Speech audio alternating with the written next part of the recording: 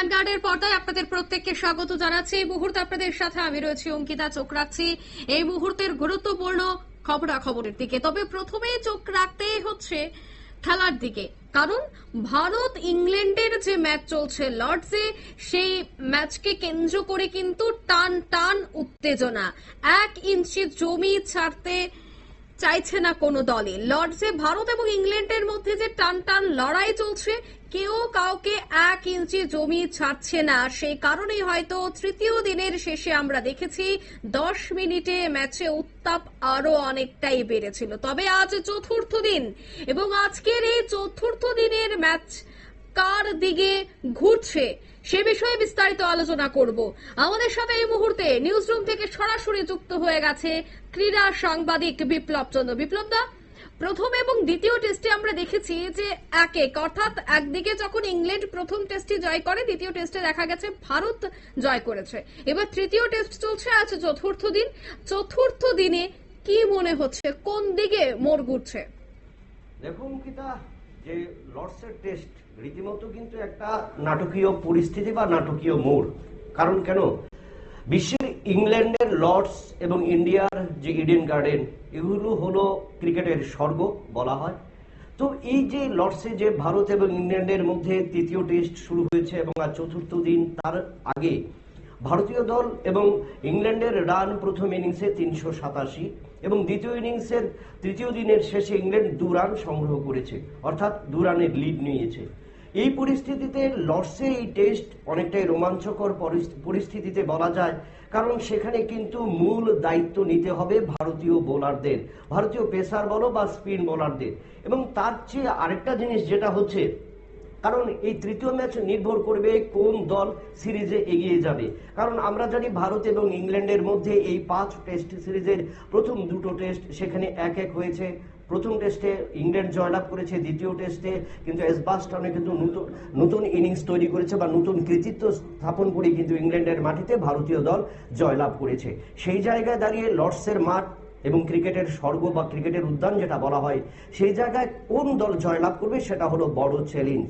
এবং সেই চ্যালেঞ্জটা যদি আমি বলি, প্রথম 2টো টেস্টের যে পার্থক্য বা যে দুর্বলতা ঘাটতি উভয় ইনিংসে, আমি সেদিক না গিয়ে যদি বলি ভারতীয় ক্ষেত্রে আমরা দ্বিতীয় টেস্টে যতটা ভারতীয় দল ব্যাটসম্যানরা সাফল্য দেখিয়েছিল, কিন্তু প্রথম টেস্টে সেখানে কিন্তু সবচেয়ে ব্যর্থতা পরিলক্ষিত হয়েছে ভারতীয় ক্রিকেটারদের ফিল্ডিং এর ক্ষেত্রে।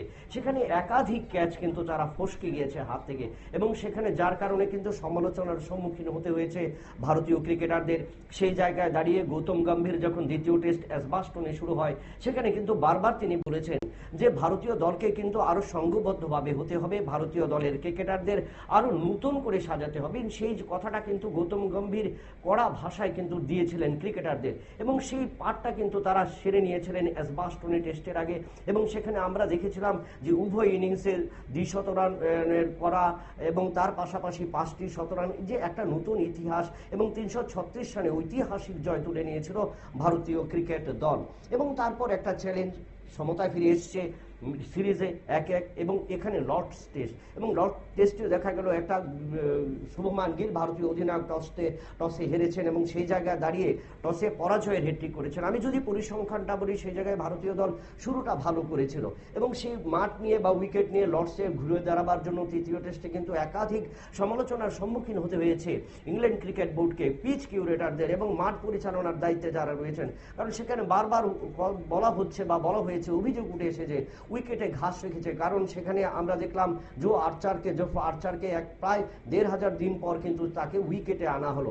এবং সেই জায়গায় দাঁড়িয়ে ভারতীয় দলে যখন প্রথম ব্যাট করলো ইংল্যান্ড, সেখানে 387 রান করেছে এবং তারপর ভারতীয় দল সেই চ্যালেঞ্জটা নিয়ে সেখানেও 387 দিন। এখানেও কিন্তু একটা রেকর্ড হয়েছে 387 দিন, 387 রানের একটা রেকর্ড, অর্থাৎ প্রায় 1 দশক পর, অর্থাৎ 2015 সালে কিন্তু এরকম একটা ম্যাচ হয়েছিল সেখানে ইংল্যান্ড এবং নিউজিল্যান্ডের বিরুদ্ধে।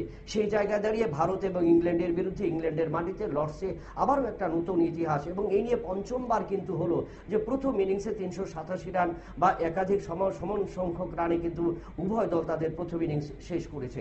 এবং সেই জায়গায় দাঁড়িয়ে যদি বলা যায় যে ইংল্যান্ডের মাটিতে ভারতকে যদি এবার চ্যালেঞ্জ জানাতে হয়, সেখানে কিন্তু ভারতীয় বোলারদের সবচেয়ে বেশি বিপ্লব, আমি সেই কথাটাই আসছিলাম যে শুভমান গিলের যে টিম এই মুহূর্তে লর্ডসে রয়েছে, সেখানে দেখা গেছে যে যারা এই ব্যাটার্সরা রয়েছে বা ব্যাটসম্যানরা রয়েছে তারা রানের পাহাড় তৈরি করছে বা তারা ভালো রান করতে পারছে, কিন্তু যারা বলাররা রয়েছে তারা কোনো অংশে দেখা যাচ্ছে তাদের যে পারফরমেন্স তা দিতে পারছে না, কোনো এক জায়গায় গিয়ে তারা ব্যর্থ হচ্ছে। কেন কেন বোলিং নিয়ে বারবার বিতর্কের মুখে পড়তে হচ্ছে ভারতীয় দলকে? দেখো, ব্যর্থতা যেটা বলা হচ্ছে যে শুরু থেকে বলা হয়েছিল যে উইকেট, পিচ কিউরেটররা বলেছিল যে গ্রিন টপ উইকেট থাকবে এবং সেখান থেকে ভারতীয় বা প্রত্যেক দলের বোলাররা কিন্তু ফায়দা তুলবে। কিন্তু দেখা গেল যে পিচ কিউরেটররা তাদের যে অভিমত, তাদের যে প্রতিক্রিয়া বা তারা যে পরিকল্পনা ছিল সেটা থেকে কিন্তু বেরিয়ে যাচ্ছে। আমরা প্রথম টেস্টেই বলি এবং দ্বিতীয় টেস্ট বলি এজবাস্টন লিডস, দুটো টেস্টেই লিডস টেস্টের শুরুর আগেও কিন্তু ঘাসে উইকেটে ঘাস ছিল, সেখানে পিচ কিউরেটররা বারবার বলেছিলেন যে বোলাররা ভালো ফায়দা পাবে, কিন্তু সেখানেও কিন্তু 471 রান হয়েছিল। দ্বিতীয় টেস্টে আমরা দেখলাম এজবাস্টনে, সেখানেও কিন্তু তারা ঘাসের উইকেট রেখেছিল, সেখানেও কিন্তু পিচ কিউরেটরদের কোনো অভিমত বা তাদের যে পরিকল্পনা তার সেটা কিন্তু বাস্তবায়িত হয়নি, সেখানে কিন্তু ব্যাটসম্যানরা একের পর এক রান তুলে নিয়েছে। এবং সেই জায়গায় দাঁড়িয়ে তৃতীয় টেস্টে কিন্তু যে এই লর্ডসের তৃতীয় টেস্টে আমরা দেখলাম সম্পূর্ণ গ্রিন টপ উইকেট রাখা হয়েছে এবং এই গ্রিন টপ উইকেট থেকেও কিন্তু বোলাররা ফায়দা পাবে সেটা কিন্তু বলা হয়েছিল, কিন্তু পায়নি। সেখানে 387 রান, অর্থাৎ ধরো আর 13 রান বাদ দিলে 400 রানের একটা গন্ডি, এবং উভয় ইনিংসে মিলিয়ে যেটা হয়েছে সেখান থেকে কিন্তু উইকেটরা বোলাররা কিন্তু উইকেট পাচ্ছে না।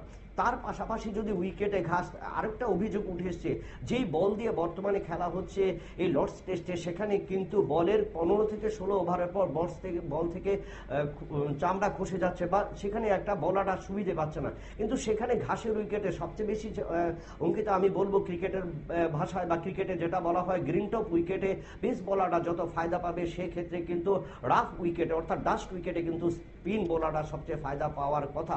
কিন্তু সেখানে যখন সার্ফেস নষ্ট হয়ে যাচ্ছে, বলের যে গঠন সেটা নষ্ট হয়ে যাচ্ছে, তার ক্রেক পড়ছে, সেই জায়গায় কিন্তু ক্রেক পড়লো ঘাসের উইকেটে স্পিনারদের, লেগ স্পিনার বলো বা অফ স্পিনার বলো বা গুগলি বা যারাই বলবে, তারা কিন্তু সেই জায়গায় ফায়দা পাবে না।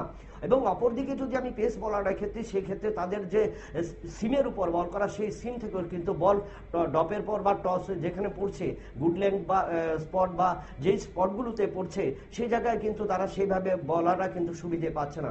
এই দুটো কারণ, একদিকে উইকেট রয়েছে, সেই দিকে ফাস্ট বোলাররা উইকেট রয়েছে, বোলিংয়ের ব্যর্থতা, এবং অন্যদিকে যদি স্পিন বোলাররা ঘাসের উইকেট থেকে স্পিন বোলারদের উইকেট তোলা কিন্তু অনেকটাই কঠিন ব্যাপার।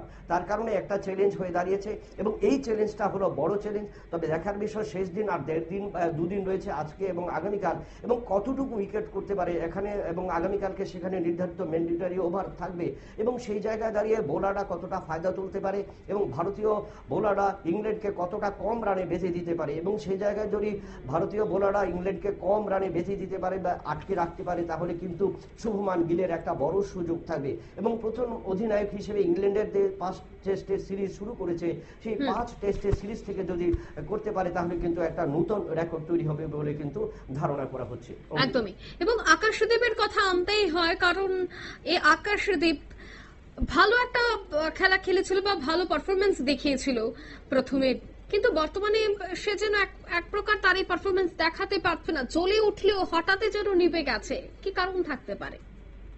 দেখো, একটা যদি বলি বাংলা থেকে বা জোন থেকে, আমরা জানি যে ক্রিকেটের ক্ষেত্রে বা ভারতের 4টা জোন রয়েছে, north zone, east zone, West zone, south zone এবং সেন্ট্রাল জোন। এই জোন ভিত্তিক যে ক্রিকেটারগুলো আসে, সেখান থেকে আমরা যদি বলি বাংলা, উড়িষ্যা, বিহার এবং এদিক থেকে ত্রিপুরা এবং আসামকে বাদ দিলে বাকি কিন্তু স্টেটগুলো অনেকটাই কিন্তু দুর্বল ক্রিকেটের ক্ষেত্রে। ফুটবলে তারা যতটা মাহির হতে পারে, সেই ক্ষেত্রে যদিও ক্রিকেটের ক্ষেত্রে বাংলা এবং ত্রিপুরা এবং আসামকে দেওয়া, এবং এই জায়গায় আকাশদীপ কিন্তু একমাত্র যে বলা যায় যে বাংলা থেকে উঠে এসছে, এবং সেই জায়গায় কিন্তু ভারতীয় দলের সাথে যে ধারাবাহিকভাবে যে তার উইকেটে টিকে থাকা বা উইকেটে বল নিক্ষেপ করা, এবং সেই জায়গায় কিন্তু আরো কিন্তু বল করতে হবে। যেখানে আমরা দেখেছি জসপ্রীত বুমরাকে, যেখানে আমরা দেখেছি হার্দিক পান্ডিয়াকে দিনে 67, 68 কিংবা 80 ওভার পর্যন্ত বল করে, সেখানে কিন্তু আকাশদীপ শর্মাদের তাদের দেওয়া হয় না। গত এই লর্ডস টেস্টের আগে যেখানে দেওয়া হয়েছিল, যখন আকাশদীপকে মোটামুটি ভাবে ধারণা করা হয়েছিল, প্রথম দিনে তাকে 23 ওভার করানো হয়েছে, দ্বিতীয় দিনে তাকে 43টি ওভার করানো হয়েছে। সেই ওভারটা যখন করানো হয়েছে সেই জায়গায় বোলারদের এবং সেখানে যারা যে উইকেটে বল করেছে সেই জায়গা থেকে গ্রিন টপ উইকেটে আরেকটু অভিজ্ঞতা অর্জন করতে হবে অবশ্যই। এবং সিনিয়র যেটা আমরা দেখেছি এর আগেও অনেক বলাররা ভারতীয় যদি বলি আমি এশিয়া কাপ থেকে শুরু করে বিশ্বকাপ এবং টি-20 সেখানে হার্দিক পান্ডিয়া, জসপ্রীত বুমরা এবং মোহাম্মদ শামি তাদের যে বোলিং করার ক্যাপাসিটি বা তাদের যে বোলিংয়ে থাকার যে লক্ষ্য বা দীর্ঘ সময় তাদেরকে দেখেছি। আমরা দেখেছি যে হার্দিক পান্ডিয়া এবং জসপ্রীত বুমরা, এই বুমরা যখন ফিটনেসে যখন উত্তীর্ণ হয় তখন তাকে কিন্তু 53টি ওভার করতে হয়েছিল এবং এই 53টি ওভার যদি হয় তাহলে 300 বল লাগাতার 300 বল করা একটা বোলারদের পক্ষে কিন্তু অনেকটাই কঠিন। সেই জায়গায় দাঁড়িয়ে আকাশদীপ আগামী দিনে যত বল করবে এবং তৃতীয় টেস্টে যদি ভালো পারফরমেন্স ধরে রাখতে পারে এবং সেক্ষেত্রে নির্বাচকদের যদি নজরে পড়ে যায় তাহলে কিন্তু চতুর্থ টেস্ট এবং সেটা বলা যায় একদম নির্দ্বিধায় বলা যেতে পারে আজকে যে আজকের দিনে দাঁড়িয়ে লর্ডস টেস্টে আকাশদীপ যতটা ভালো বল করেছে চতুর্থ টেস্টে ভারতীয় একাদশে যদি সে আকাশদীপ থেকে যায় তাহলে কিন্তু নিশ্চয়ই আরো অনেক ভালো ভালো বল করবে। তার কারণ সেখানে লেংথ চলে আসবে, তার উপর ফিটনেস এবং ব্যাটসম্যানরা, কারণ লাগাতার 5টি ম্যাচে খেলে 10টি ইনিংস, এই 10টি ইনিংসে ব্যাটসম্যানদের কোথায় ঘাটতি, ব্যাটসম্যানদের কোথায় দুর্বলতা এবং ব্যাটসম্যানদের কোথায় শক্তি সেটা কিন্তু বলাররা টের পেয়ে যায় এবং সেই জায়গাটা কিন্তু আমরা দেখেছি বিভিন্ন ক্ষেত্রে হার্দিক পান্ডিয়া বলো এবং জসপ্রীত বুমরা বলো এবং মোহাম্মদ সিরাজকে বলো, যখন বেপরোয়া খেলছে ব্যাটসম্যানরা তখন তাদের কোথায় বল ফেলতে হয় সে জায়গায় থেকেই কিন্তু বোলাররা উঠে আসে। আকাশদীপের অভিজ্ঞতা হবে এবং চতুর্থ টেস্টে নিশ্চয়ই সেটা আবারও বলবো যে চতুর্থ টেস্টে যদি আকাশদীপ ভারতীয় দলে থাকে অনেক অনেক ভালো বল করবে। অঙ্কিতা, একদম অসংখ্য ধন্যবাদ বিপ্লব দা বিস্তারিত তুলে ধরার জন্য। আমরা কথা বলছিলাম নিউজ রুম থেকে ক্রীড়া সাংবাদিক বিপ্লব চন্দ্রের সাথে এবং তিনি তুলে ধরছিলেন যে বর্তমানে কোন দিকে যেতে পারে ম্যাচ এবং কোন দিকে রয়েছে ভারতের দুর্বলতা। কারণ টেস্ট সিরিজে বারবার দেখা গেছে যে ভারত ঠিকভাবে তাদের সেই যে রণ বা তাদের যে রূপ সে রূপটা কোনোভাবে যেন দেখাতে পারছেন না টেস্টের ক্ষেত্রে। তাই এবারের যে ইংল্যান্ড এবং ভারতের মধ্যে টেস্ট চলছে সেই টেস্টে যেন ভারত আরো ভালো খেলে সেই প্রত্যাশা তো করছেনই ক্রীড়া প্রেমিকরা। অন্যদিকে কোন জায়গায় দুর্বলতা রয়েছে এবং সেই দিকগুলি নিয়ে যেন কাজ করা হয় সে বিষয়টা নিয়েও কিন্তু আলোচনা শুরু হয়ে গেছে ক্রীড়া মহলে। নিয়ে নিচ্ছে ছোট্ট একটি বিজ্ঞাপন, বিরতির সঙ্গে থাকুন।